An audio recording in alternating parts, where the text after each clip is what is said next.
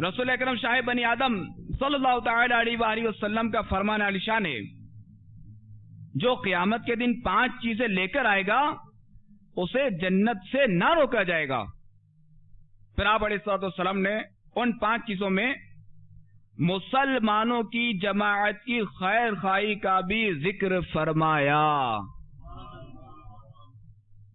हकीमुल उम्मत मुफ्ती अहमद यार खान रहमतुल्लाहि ताला अलैह इरशाद फरमाते हैं, आम मुसलमानों की नसीहत यानी खैर खाई ये है कि बाक़दर ताकत उनकी खिदमत करना, उनसे दीनी और दुनियावी मुसीबतें दूर करना, उनसे मोहब्बत करना, उनमें इल्म दीन फैलाना, आमाल नेक की रग़बत देना, और जो चीज अपने लिए पसंद ना करे उनके लिए पसंद ना करना, वगैरह वगैरह। और ये हदीस बहुत ही जामिअ है।